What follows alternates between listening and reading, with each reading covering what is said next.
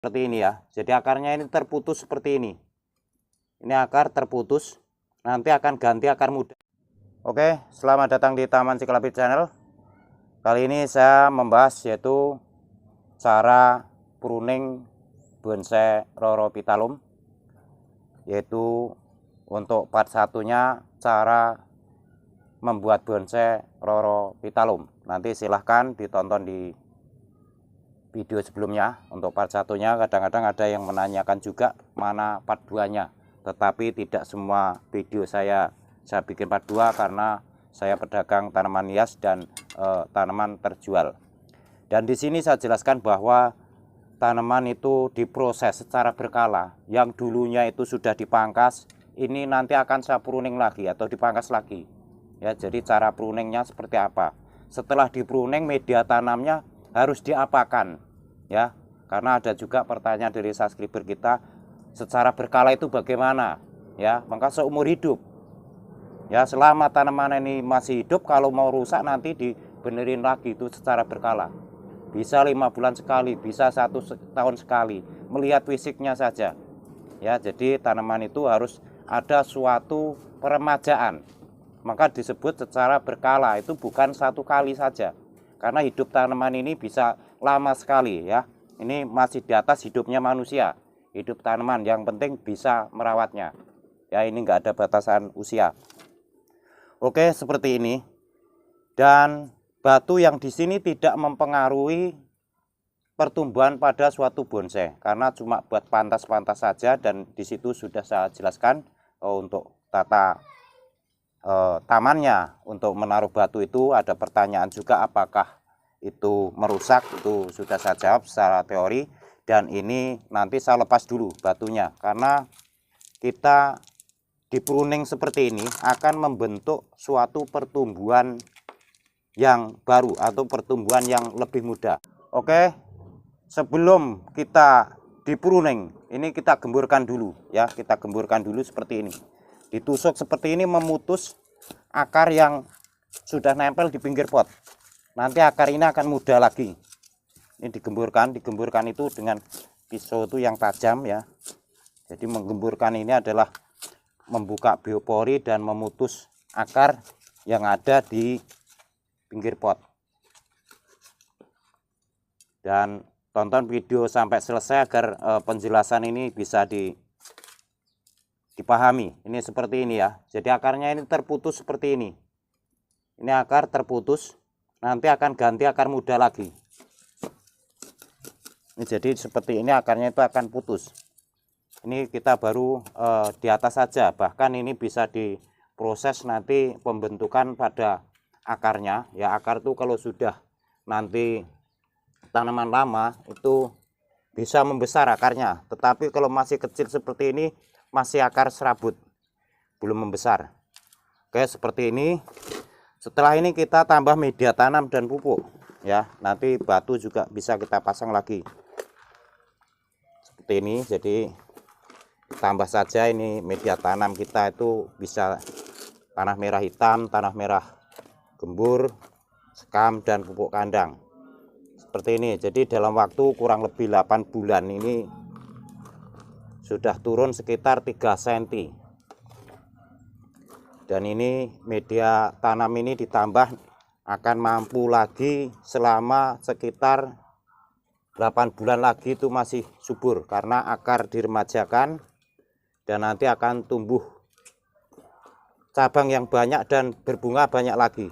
Karena ini saya pruning itu bunganya selesai berbunga ya. Setelah ini nanti akan saya pruning ya. Jadi ini saya jelaskan satu persatu. Dan di sini sebelum saya pruning di sini ya, ini yang di part satunya ini saya bantu pakai tali. Tali ini sudah bisa dibuka ya. Ini kita buka tali, ini kita buka seperti ini. Oke, ini sudah kita buka, dan di bawah juga bisa kita buka karena waktu itu kita bentuk dengan cara di tali. Ini kita buka saja seperti ini. Jadi sudah membentuk ya, membentuk seperti ini. Yang tadinya awalnya itu berantakan, itu diarahkan dari awal. Oke, nanti sebelum saya masang batunya, kita bisa dipangkas dulu, di pruning ya, bahasa ininya di pruning ya. Dipangkas ini bisa dengan gunting yang besar seperti ini, itu akan cepat selesai ya. Di bawahnya diratakan dulu, nanti akan cabang lagi ya dari atas seperti ini, jadi nanti akan tumbuh lagi bagus.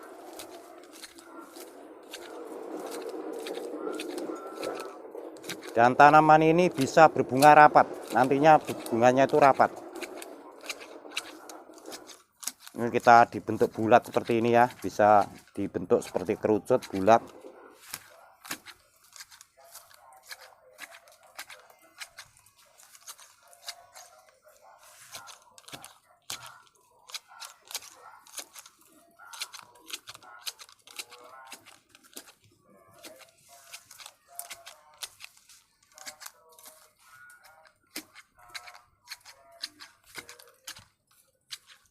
Nanti akan bercabang lagi yang rapat ini, jadi di pruning seperti ini.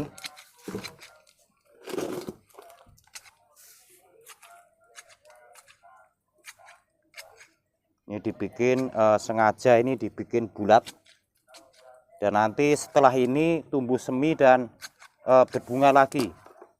Maka kalau mau pruning seperti ini setelah berbunga banyak, biasanya daunnya sudah tua dan itu harus di pruning seperti ini, nanti akan tumbuh lagi. Guntingnya itu yang tajam, karena kalau bekas potongan tajam itu tidak luka dan akan lebih cepat tumbuh. Yang di bawah diratakan saja.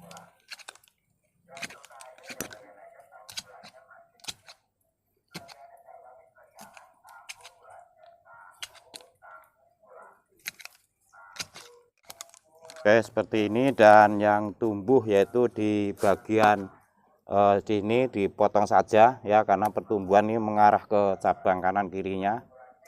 Ini nanti semakin sering dipangkas, berapa kali dipangkas dalam waktu berkala ya. Ada yang menanyakan nggak jelas juga berkala, maka misalkan dalam usia 1 tahun baru dipangkas, nanti usia 2 tahun dipangkas lagi, 3 tahun dipangkas lagi, itu namanya berkala ya, bertahap. Oke, seperti ini. Dan selanjutnya untuk iklimnya ini bagus di tempat panas matahari, disiram 1 kali yang cukup. Cara nyiramnya juga semua media tanam di pot ini harus basah semua.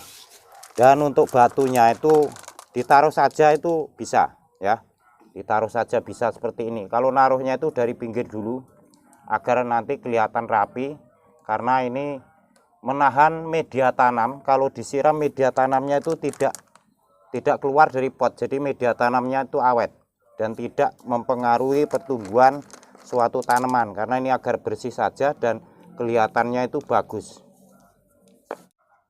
Oke, seperti ini cara pruning yaitu bonsai Rhorophyllum ya. Jadi di pruning seperti ini, nanti ini akan tumbuh lagi cabang yang muda dan langsung berbunga ya. Setelah ada daun, setelah daun keluar nanti langsung keluar bunga.